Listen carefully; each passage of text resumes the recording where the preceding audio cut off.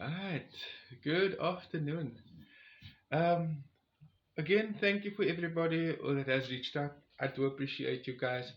I'm sorry, as I said in the video I posted yesterday. Obviously, just been dealing with a little bit of a personal matter.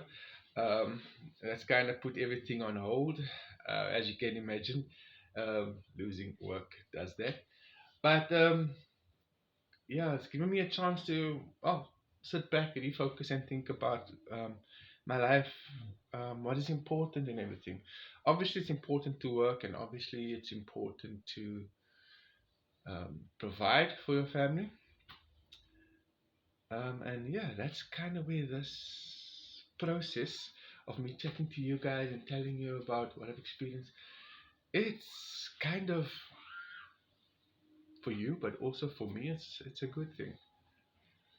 Right. So last we left off was on day two. Day two, I ended up in Grabouw at a very beautiful place called Knoflokskraal. I would definitely suggest anybody to go and Google, investigate, take a drive there, and go have a look. It's beautiful, untouched country. But yeah, so that was Friday the 24th of March. Then the next day, um, Saturday the 25th, I was due to walk from Grabouw to um, Hermanus, Whale Coast Mall. Yeah. Um, right. So I left the next morning around quarter past, half past five.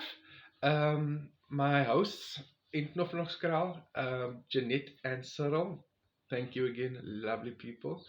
They stood up with me at 5 o'clock to make me a cup of coffee and get me ready to make sure I didn't miss my deadline. Because I slept well. I'm telling you, the night before I slept well. I slept well. But yeah, so they stood up with me at around quarter past five, and we got in the car, had a cup of coffee. They drove me down from where we were staying in Knoflokskraal. Is a little bit further in, set from the main road, so they had to drive me down. Not about 5 minutes drive, not even long, not far. I could have obviously have walked it, but um, just I guess they wanted to be part of it. But so we standing there at around half past five on the main road, and it's pitch black. The R43, that part of Grabouw or outside of Grabouw, there's no street lights. There is corridor of trees all the way down. It is pitch black. It is cold. It is dark. It is everything that is out of a horror movie. And I'm thinking, okay, yeah. The reason being is that for the first 2 days, although I was doing the walk, I was still technically in a metropole. There were still suburbs I was walking through in Cape Town day one, and even day two. Walking up Solaris Pass, I was still within um, reach of the nearest suburb or of life of. But here I was starting to enter the parts where it would be no people for quite a while. So I said my goodbyes, wished them well, and took a walk, and I continued walking. And this was about just past five, as I said. Continued walking.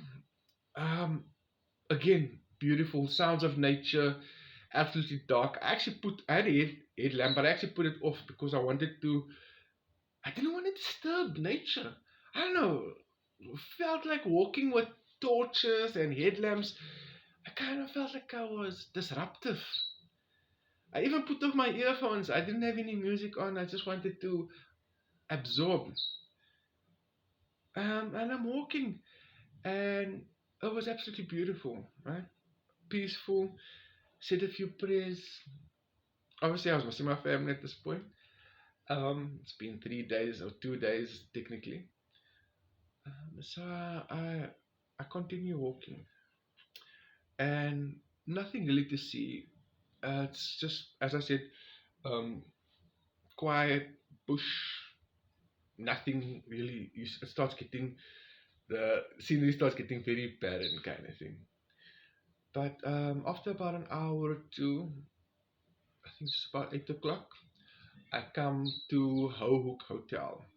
Hoek Hotel seemingly is really one of the best hotels. I actually went and googled it to see how the place looks because I am definitely taking Washila there.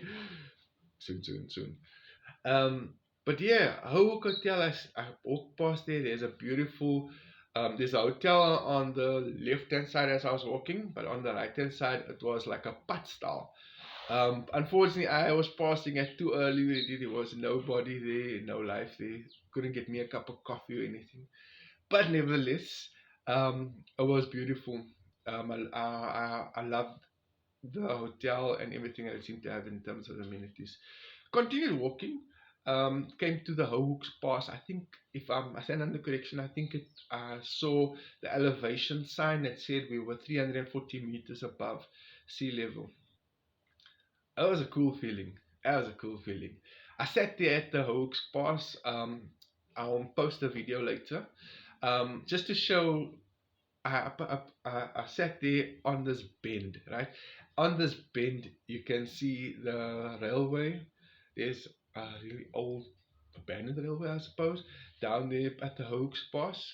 The road splits. There's the coming and the going becomes separate lanes, and it really is at different elevations. So the one that I was walking on was actually higher because I was walking on facing oncoming traffic. The oncoming traffic was higher than the going traffic. Am I saying it right? But I sat there and I had a snack, man. A little, the usual apple and a glass of water. And I had a snack there and I sat there and I was just like observing. And I'm telling you, I saw one of the first of many, as I keep saying, beautiful sunrises. I don't know, that place is beautiful. As I was walking, every time I was taking a photo of one side, then I'd look and I'd be like, oh my gosh, I must take this photo now. And oh my goodness, oh my goodness, oh my goodness. And I was getting whiplash from everything that I was seeing along the way because everything is beautiful. I sat there on the bench. I took my bag off. At this point, I was despising that bag already. I took the bag off and then I was just sitting there. I have a glass of water, and I put in my earphones at that point. I remember I was listening to music because I had asked a friend to send me a playlist of some good tunes, some jazzy music.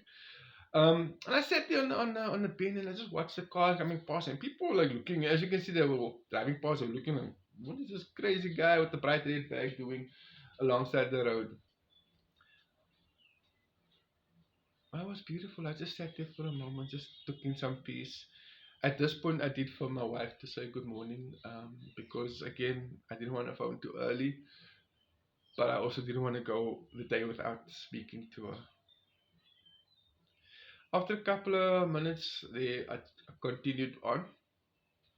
The Hoeks Pass continues for a bit. I think it was about another 10 k's or so, and could be about 10 k's before you get Botrefi. Botrefi, again, it was nice seeing an actual area, seeing civilization, seeing people. And again, for you when you're doing these kind of long distance walks or any kind of endurance, you like to try to break up your walk into little chapters or your race into chapters, so that way you can measure yourself. I want to be at point A by a certain time and so forth. So for me, I got to Botrefi, I was actually doing good time. I was actually doing very good time. I walked past the area. There was nothing really much there because I didn't really go into the area because you have to go down off the main road. I just saw it and note to self, Botrefi, I found some beautiful places on Airbnb. I would definitely love to come and visit you guys, and well, experience your culture, your area people. I didn't get to. It wasn't to say that I was in a race or chat for time or anything, but I couldn't do as much sightseeing as I wanted to do. By day three, it got evident to me that I had a purpose, that I need to get to my destination at a certain time, so I didn't want to stop unnecessarily. I didn't want to, detour. So after Botrefi, I continued on the R43, walking towards obviously Hermanus. That was down the Whale Coast Road or route, Whale Coast route. Absolutely long and boring. Nothing really along the way. There was a refinery, there was a couple of factories. Nothing really along the way. No real hotels. No real anything. I mean, you saw like the random house or shed which was a house 100 years ago, but nothing really eventful.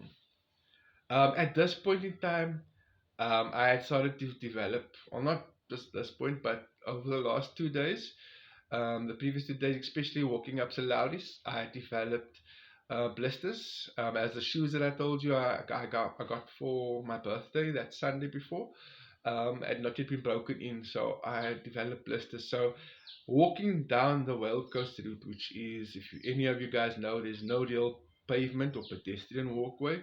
So I'm walking on gravel, loose gravel, with shoes which were hurting my feet, and I had blisters. So at this point in time, oh, the painkillers that I was having, I was doubling up already at this point because it was hurting. My bag was heavy, and at this on the third day, that Saturday, the sun was shining. There was no more rain. It rained the Friday before when I was in Gordons Bay. I was in Grabouw, walking to Grabouw, and oh wait, the Thursday, yes.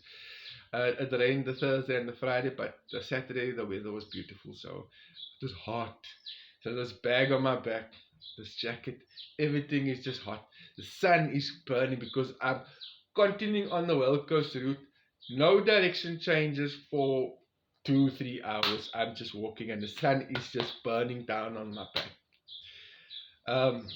Continued on. As I said, there was nothing really much. It took me another 2 to 3 hours approximately before I finally got to Benguela Cove. Benguela Cove is actually in a place, my previous company, don't want to say who, but one of my previous companies, the owner of the company actually owns a restaurant out that side. And I was standing there and I'm looking and I'm thinking, because we didn't exactly part ways in a kind way. And I was standing there, and at this point, outside of their property, I took off my shoes and I was chilling on the grass. I took a break there. I was tired. I stood there and I phoned a friend of mine that used to work with me at this company. And I'm like, dude, you're not going to believe where I am. And you're not going to believe what I'm doing. I'm currently wiping my dirty socks on the lawn.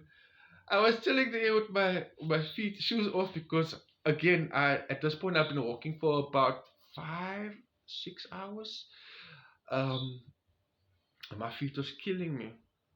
I was laying there on the grass for a bit, just gathering myself.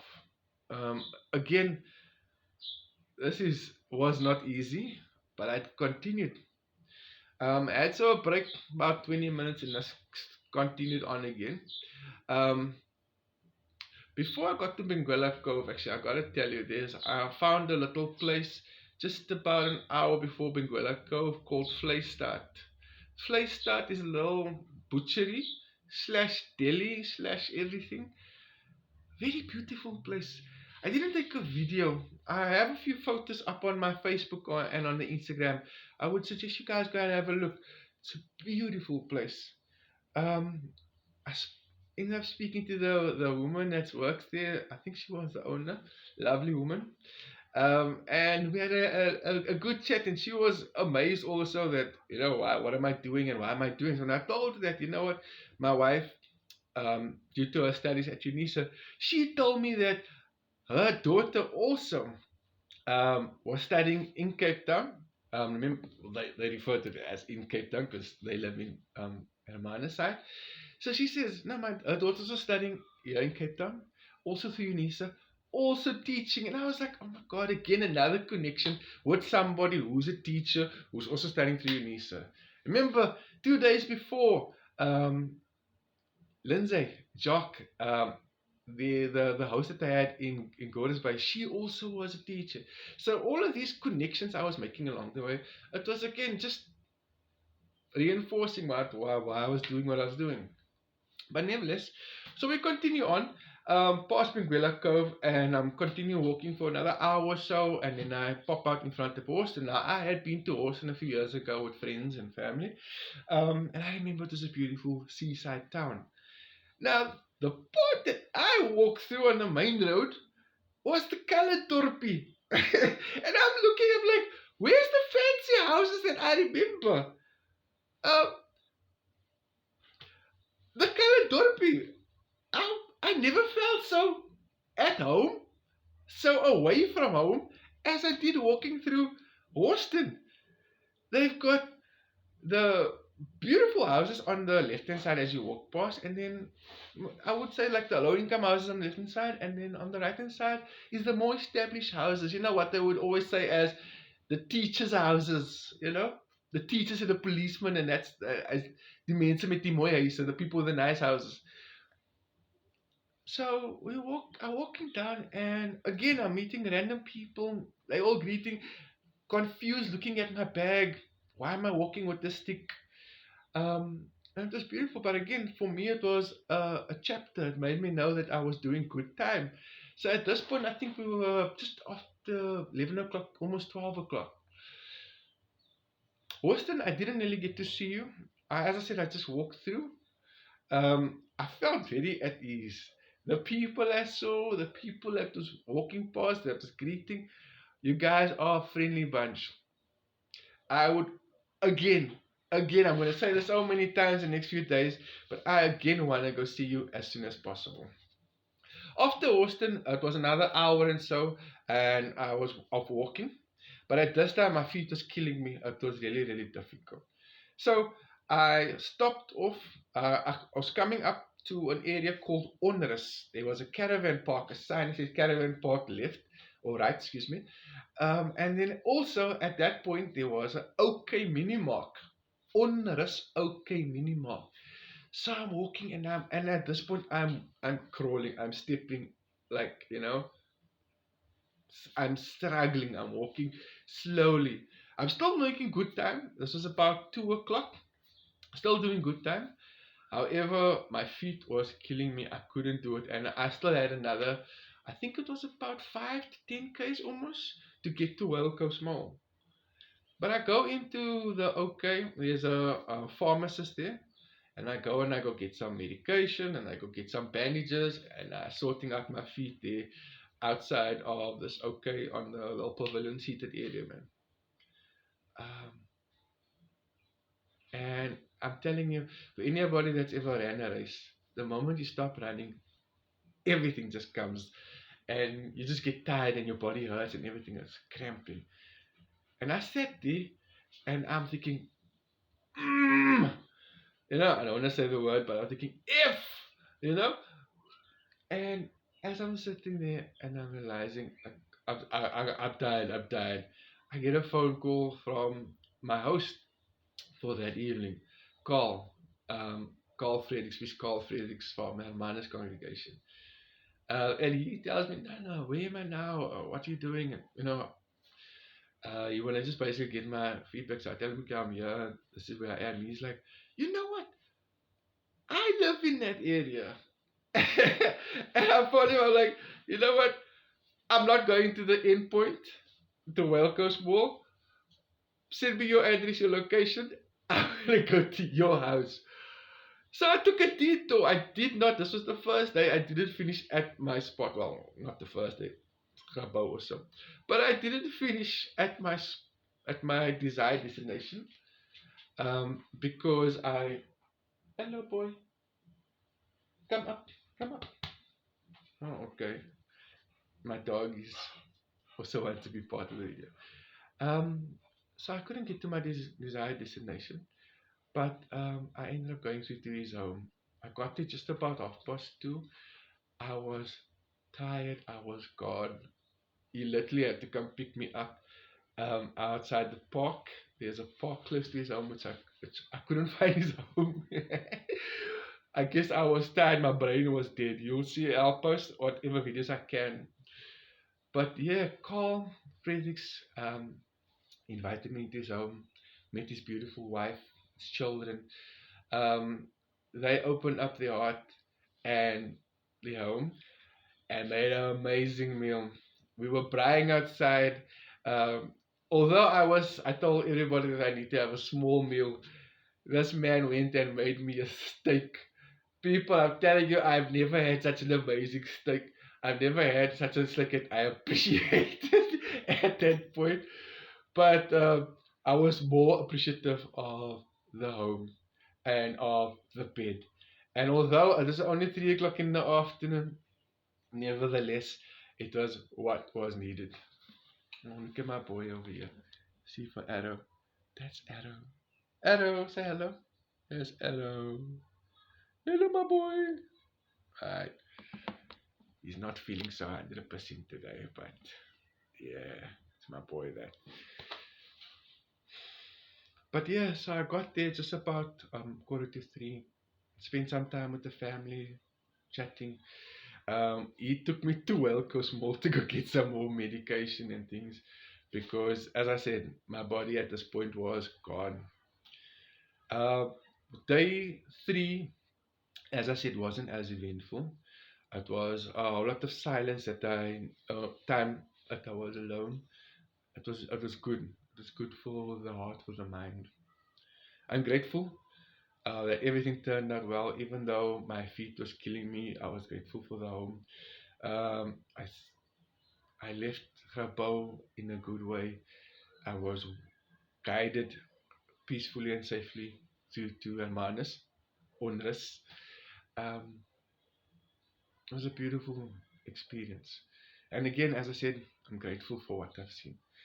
But yeah, that was day three in a nutshell. Alright. Join me again for day four. Please have a look out on the socials. Keep following along, please, if you can. Click the subscribe button so that you get notified when I post another video. As well as like, or if you want to comment, please go ahead and comment. Alright, appreciate. Love you guys. Take care.